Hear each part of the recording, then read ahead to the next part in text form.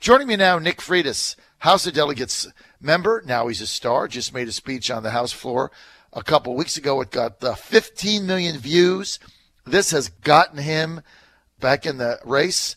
But before Nick comes on, this just in breaking news, President Trump has fired Secretary of State Rex Tillerson and will replace him with CIA Director Mike Pompeo. This just in breaking news, the president has ousted Rex Tillerson, and he will be replaced with Mike Pompeo, orchestrating a major change to his national security team amid delegate negotiations with North Korea. Well, White House officials just put the statement out.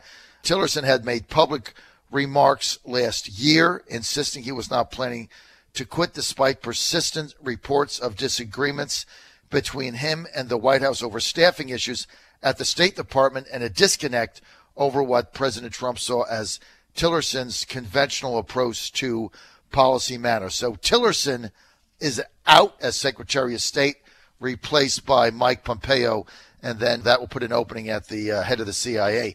Joining us now to kind of sort all this and other things out, Nick Freitas, U.S. Senate. This will be decided the right way in a primary, a statewide primary on June 13th, I believe, somewhere around there, second Tuesday in June. And there are 4 candidates in the race. The favorite, Corey Stewart, House of Delegates member Nick Freitas, Bishop and former Lieutenant Governor candidate E.W. Jackson, and Burt Mizrawa, General Burt Mizrawa, who served as an advisor to President Trump during his campaign, and the general also running for Congress in 2010, getting defeated there by Scott Ridgell. There you go. Nick Freitas now. Hey, Nick, good to have you with us, man. Hey, great to be on, John. Tillerson out, Pompeo in. What does it mean? Well, I think Tillerson leaving was definitely a long time coming at this point. He had said some things that leaked out to the press that, quite frankly, was very disrespectful of the president. And one of the things you need to understand that once you fill a cabinet position, it doesn't mean you let go of your conscience, or if you think something's wrong, you can say something, but you're supposed to say something to your boss, which is the President of the United States. And if for some reason you feel like you can't continue to work, then you politely resign. But Tillerson had done a number of things that, again, I think was very disrespectful to the presidency, undermine the administration. And so when you do something like that, you got to go. With respect to the new selection, I think it's an interesting one because, honestly, I can tell you, having served in the military, there's been some divide and some gaps between the State Department, the Department of Defense, and the broader intelligence community. And I think someone that has served in the capacity that Pompeo has will probably put him in a position to be able to make some necessary reforms in the State Department so that we can have better cooperation and collaboration among, again, the intelligence community, the State Department, the Department of Defense. So I think it's a very interesting choice, and I'm looking forward to see how that transpires. Well, look, I mean, you go back to when it was reported that he referred to the president as a moron. Even though he disputed that, there was enough people that said he said it at a meeting. I think you really can't go forward in your job after you do that. And I think you're spot on, Nick Freitas. When you get to the point where you don't respect or you don't agree with the policies of the person that you're serving in that office, I think you should resign. And he chose not to do that. So now he's out. Pompeo is in. Who do you see as a potential replacement at the CIA? I'm really not sure. I'll tell you what. I think there's some different options that you could pick within the director of operations within the CIA that might be interesting choices. Again, what I'm hoping that we get, though, is someone that will understand 2 things. 1, the CIA plays a vital role, but 2, someone that's also going to respect constitutional limitations with respect to our intelligence operations. And so, again, I think Trump has done a pretty good job in selecting cabinet-level positions and senior-level staff within the administration, and so it'll be interesting to see what he picks. But again, I have confidence that he's going to pick someone that's well qualified. But I would like to see someone that, again, that fulfill those 2 things: someone that has some actual practical experience within the intelligence agencies, but also has a deep-rooted commitment to understanding the constitutional limitations and whatnot. What do you think of the president's potential meeting now that they're trying to set up with the North Korean dictator Kim Jong-un? Do you think that's a good idea? And if it is, what do you think the president his priorities in that meeting should be? Well, I think that typically speaking, we don't like to give legitimacy to dictatorial regimes like North Korea, like I would say elements of the Iranian regime, et cetera. So I'm a little cautious on this one, because when the president agrees to meet with another world leader, that is seen as a propaganda opportunity for the other side. There's the potential to send very bad signals. However, I will also say this. These sort of meetings are ultimately a negotiation, and I trust President Trump's ability to effectively negotiate. So it'll be interesting to see what happens and what transpires as a result, but I'm not going to jump right out and say he shouldn't do it or he should do it, because obviously there's some things that are going on behind the scenes right now that I'm not currently aware of. But I will say we need to be very, very careful that this does not end up becoming a huge propaganda coup for the North Korean regime, which is easily one of the most brutal regimes in the world right now. I mean, what they have done to their people is absolutely atrocious. So I'm willing to give the president some breathing room, some negotiating space here, because I think he's perfectly capable of doing so. But again, we need to be very, very careful on how we tread on this one.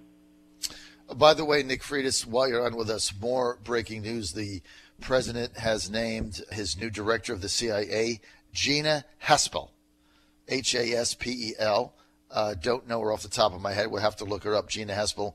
But I believe, Nick Freitas, that is the first female to ever serve as director of the CIA. Am I wrong? No, I believe you're correct. Yeah, so Gina Haspel, the new director of the CIA, named today by the president, who just fired Rex Tillerson this morning and replaced him with current CIA director and former Congressman Mike Pompeo. All right, so your analysis on the North Korea meeting, I think that makes sense. Let's get to politics. You're an overnight star. A couple months ago, nobody really knew who you were outside of your district. Now you make a speech in the well of the House of Delegates in Richmond. The last time I checked, yesterday, you had 15.3 million views. That's a lot of views, Nick, for a speech you made. That has got to given a shot in the arm to your campaign and your name ID, right? Well, we always knew that in order to win this campaign, and we've always run this campaign from the beginning focused on Tim Kaine, that we were going to have to nationalize the race to some degree. We were going to have to get conservatives around the country interested in this race, and I think we've effectively done that. Now, I will tell you, John, that was not the intention of the speech. Right. The intention of the speech was I was furious. I was tired of Democrats excoriating Republicans and doing what doing what many of them typically do, which is they will come out, they will attack us, they will say something absolutely vile about us, and the moment we defend themselves, they want to retreat back and be offended. And I just wasn't having it this time. And quite frankly, one of the things I think is most encouraging about what came out of this is that we are going to do a House Select Committee on school safety. We are going to have a bipartisan group look at it.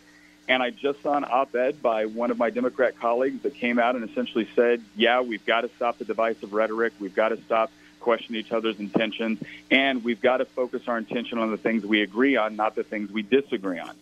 So, again, sometimes you cannot get to this point until someone is willing to stand up, call them out on what they're doing, and let them know that they're not going to get away with it. And then everyone can come to the table fresh and say, okay, how do we move forward from here?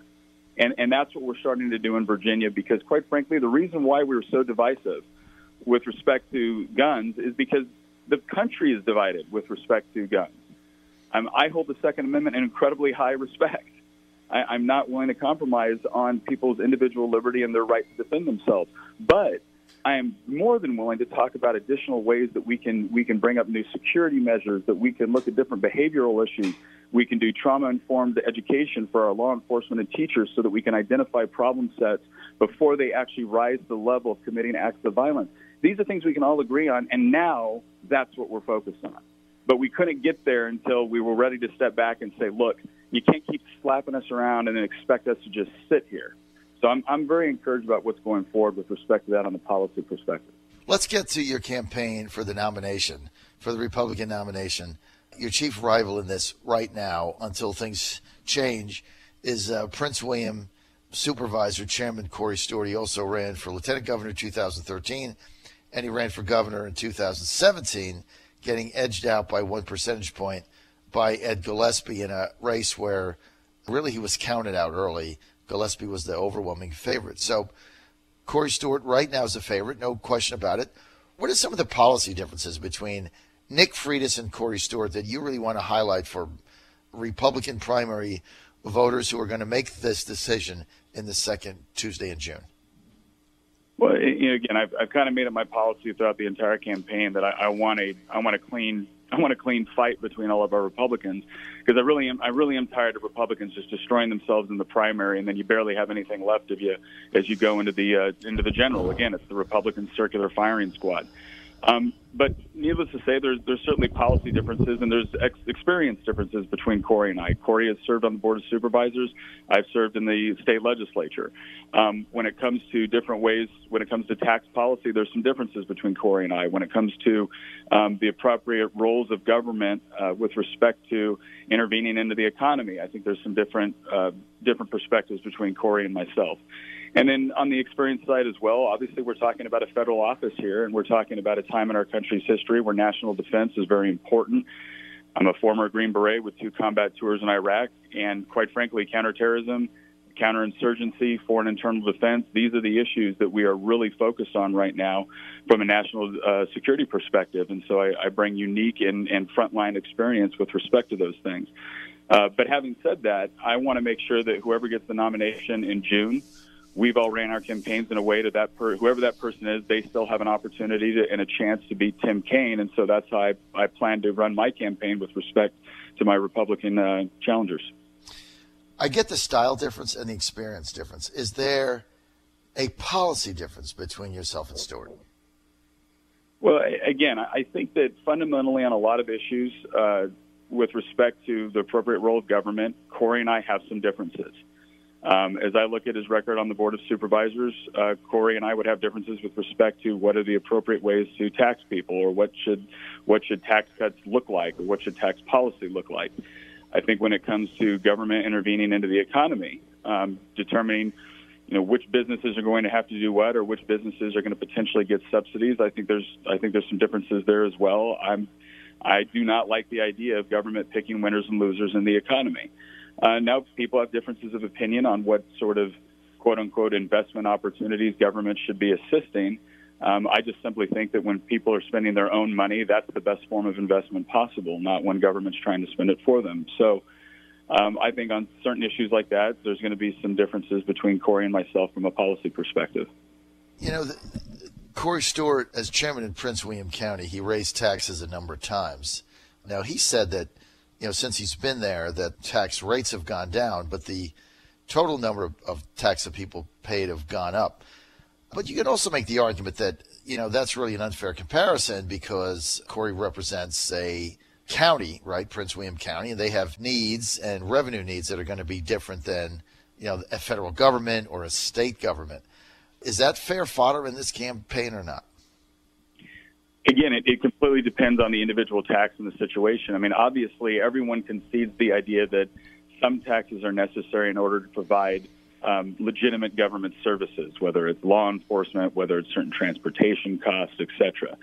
The real question that we have to ask ourselves whenever we look at this is, what sort of deals were made? What sort of taxes were passed? Were they fair and equitable? Did they serve a legitimate government function? And then ultimately, are rates lower than they or are rates as low as they should be, or are they higher as a result of someone's voting record?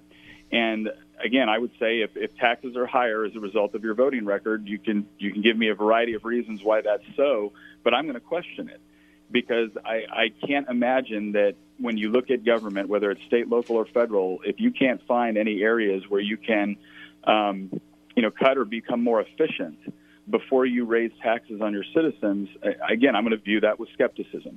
But again, I think it's perfectly fair to say that, taxes are required for certain essential government services. I don't think anybody doubts that. Right. But it becomes problematic if you're running on a platform of I cut taxes, but actually you've increased them several times. Right. Well, you're going to have to find a way to explain that contradiction. We're with House of Delegates member Republican Nick Freitas from the Stafford area. Nick Freitas from the Culpeper area also. He is running for U.S. Senate for the Republican nomination. That'll be decided in a primary June 13th. 3 other candidates in the race. The front runner, Corey Stewart, Prince William County chairman. I got a minute and a half. Why are we in Afghanistan now? Do you have any idea? No, at this point, I think it's a level of hubris. We got in there. It's not going the way that we want. I'm not sure what we ever envisioned would be the end result of this, given the history of the country and the makeup, the fact that it's never really been a holistic nation. It's a series of warring tribes in many respects. So I don't know what the end state was. I think if it was to help defeat al-Qaeda, then in many respects I think we've accomplished that in Afghanistan. But I can't find any reason why men and women in the United States military are still dying in Afghanistan. Nick, if you were a U.S. Senator, would you be in favor of a new AUMF in order to stay there or to get involved anywhere, but especially in Afghanistan? So 2 quick questions, and we got to take off. Would you be in favor of a new AUMF, and would you be in favor of getting us out of Afghanistan quickly? No on the first one, and yes, I would like to get out of Afghanistan quickly. The primary job of the United States military is to protect our Constitution, to protect our citizens, to protect our borders. And unfortunately, we've just gotten way too entangled. We've gotten way too involved in foreign entanglements and nation building, and I just don't think it's an appropriate role. Nick Freitas, we're out of time. People want more info on your campaign, Nick. Where do they go? Please go to nick4senate.com. That's the number 4, nick4senate.com. And then look us up on Facebook, Instagram, Twitter. We're all over the place.